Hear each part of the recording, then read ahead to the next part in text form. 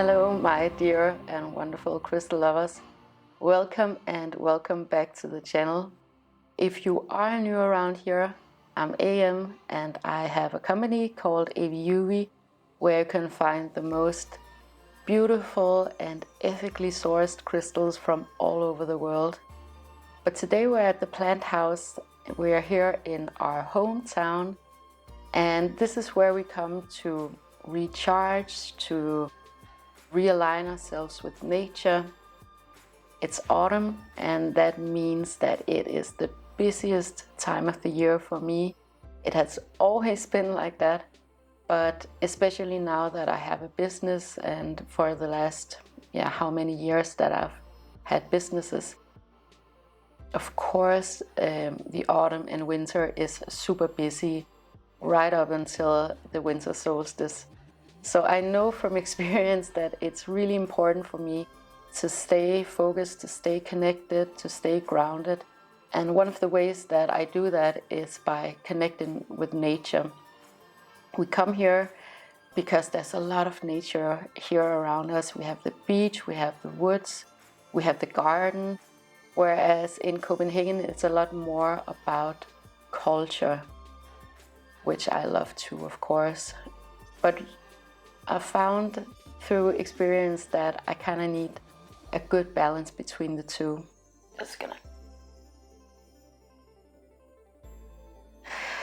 So there have been people living here in these regions and in Denmark for 14,000 years. So for a really, really long time. And if you hear some noise in the background, that's Anka and Andreas, by the way. But there have been people here for a long time. And the first people who came here were hunters and gatherers. They had dark brown skin and blue eyes. And the flora and fauna was completely different in Denmark than it is today. These people lived in symbiosis and in harmony with nature. This was their religion, this was their church, the nature here. And it wasn't up until year 925, I think, that King Harald Bluetooth, that's his name, that he made Denmark Christian. So Christianity is a pretty new thing around here. So that's like a really recent part of our history. And you know what? Before then, the holidays, like we have Christmas coming up, but before Christianity came to this region, the holidays were determined by nature, by this cosmic clockwork that we're in. Because up here you have to have a great respect for nature to actually survive. So the holidays were around the solstices, so the summer solstice and the winter solstice, where we have the shortest day of the year and the longest day of the year, and also the equinoxes, where the day and night have equal duration. And why did they do that? Well, because they were relying on nature. And to some degree, we still feel it when we live up here in the north. We still get the urges to gather and collect in the fall and to go inside in the winter, to preserve things, to get really busy in the spring and get energized. And it's so innate in us that we live by the seasons. So I hope that you know that I'm not trying to romanticize what it was like in the olden days, because I'm definitely not. If I had been living here 10,000 years ago, I would have 10 kids by now and probably be dead. So it's not that I think it was better back then, but I do believe that there are some things that are just inherent in us, that are just natural for us, something like the seasons. And we definitely feel it when we live up here. We have much more energy in the spring and a lot less energy in the winter time. And we feel it all around us. We feel it with our friends, with our family. We want to begin here in the autumn together and collect. It just feels very natural to us. So I would say that it's more like these natural currents running through life up here. And I'm sure it's like that in a lot of places all over the world. I can only talk from experience because this is where I live and this is what I experience and we experience.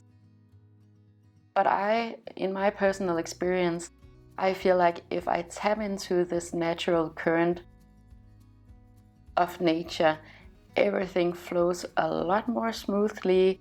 I know what I can expect from myself. I know what I can expect from others. However, of course, I absolutely love that I have all of this technology available to me, because that means that I can have wonderful conversations with you guys all across the world. So of course, nature is at the absolute core of having a human experience here on planet Earth. But a lot of these natural urges and rhythms have been overridden by religion, of course, and also technology that keeps everything pretty foggy. And there's a great risk that we ignore that we are human beings created from nature, having this natural experience in these natural bodies. And you know what, actually before I take you guys to the woods, speaking of technology, I want to show you something cool that we got and that we got for our family too. So this is a super cool solar light that you can get at littlesun.org. It's an organization, an NGO, I believe, and this is so cool. It was designed by an artist named Olaf Eliassen.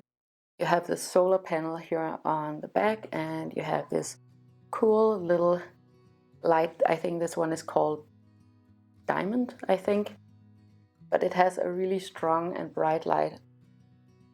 I don't know if it even shows, but it's actually a really beautiful light. So it's a great version of a solar light, and I haven't found a design that is as good as this one. This is a great thing to bring to the woods, for example, but it's also great if you just want to save on your electric bill and you want to be a little bit more self-sufficient in case of anything. Then I would recommend something like this. This video is obviously not sponsored, but just a little tip for you guys. Yeah, so definitely a recommendation from me to get this little light if you want to support a good cause, if you want to be a little bit more self-reliant, self-sufficient when it comes to energy, just in case of anything. And also get, of course, a beautiful and great design. But that was it. I don't know what I was about to say, but let's just get into the woods.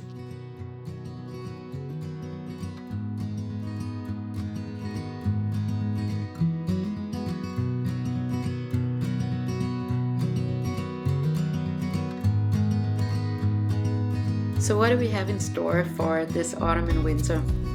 Look, I know that I don't have to tell you that we are living in extreme times. So today I wanted to have a conversation with you guys about the next wave that is about to hit us now. And I'm sure that if you're listening to this, you have been feeling it coming for a while now. Right now we are in an accelerated period in history where we experience intense changes both emotionally and physically. So we have these waves of events acting as catalysts for our individual and collective ascension. In these coming years, we can expect even more polarization and the old systems being challenged and breaking down. But it's making space for personal sovereignty and a return to a more local focus. More people are becoming spiritually, quote-unquote, online, meaning that they're tapping into their own inner spiritual resources and they're actually trusting them. So before we get into the details, I want to say to you that I'm not here to neither promote or discount the validity of the information presented in neither the traditional nor the alternative media, because I can only speak on my own behalf. I have a couple of handful of sources that I lean on, but most importantly, I always trust my own discernment, and I would really encourage you guys to do the same.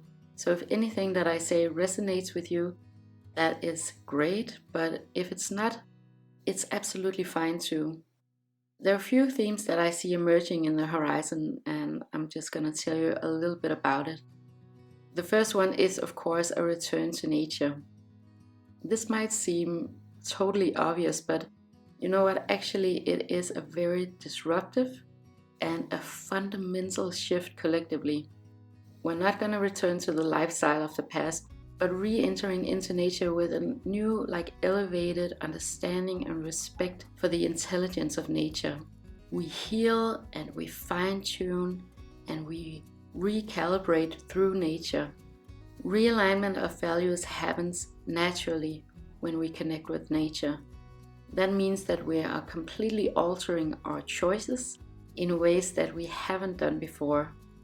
Smoky quartz is one of those crystals that for me is very connected with the inherent dignity of nature.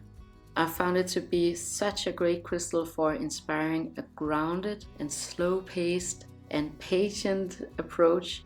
I'm laughing because I'm not patient at all, but I really feel like smoky quartz is one of those beautiful natural tools that I lean on in these times. But it's a great one to have for this patient approach to the process of these major waves and these major challenges, and also these major opportunities that are coming globally. Another strong current this autumn and winter is the increased focus on the 5 senses. The key point here is no more artificial stimulation, only the good stuff. So we're creating beautiful scenarios with natural scents, with nourishing foods, tactile materials like stone and wood and linen, and we're creating this beautiful music together. We are now finding the essence of comfort and building up a consistency in the flow of pleasure. Another ongoing theme these years is transmuting fear. We have been peeling away layers and layers of fear. These ego-driven lies that have been told to us and that we've told ourselves and told others for generations. So this autumn we're beginning to recognize our innate value, shedding the layers of outer identifications, knowing what you truly value and what is meaningful on the deepest level is a journey for most people at this point, of course. But we've all been told stories about what our values are and what we're supposed to find meaningful. But this is a time when we take on personal responsibility for this and we decide to figure it out for ourselves. This autumn is about establishing a solid foundation for yourself. It is not a sudden awakening, but a slow and steady process. So collectively we create this substance, quality, and this long-term sustainability. I hope you found this video helpful to kind of identify the collective flavor of this autumn. We're all on this individual journey here, but sometimes it can be a good idea to tap into these bigger currents to get a broader perspective, to understand why situations around us are playing out the way that they are, and also how we can navigate them proactively. I also want to say thank you for watching this video. If you enjoyed it and you would like more of these prediction videos, let me know by liking, commenting, sharing, and subscribing. That also helps others to find this content if that is what they're looking for. I always want to keep a really positive energy in these videos, so you're not going to find anything that is scary. I always want it to be very constructive for you guys. And of course, I want to wish you all the most wonderful day with so much love to you and to yours.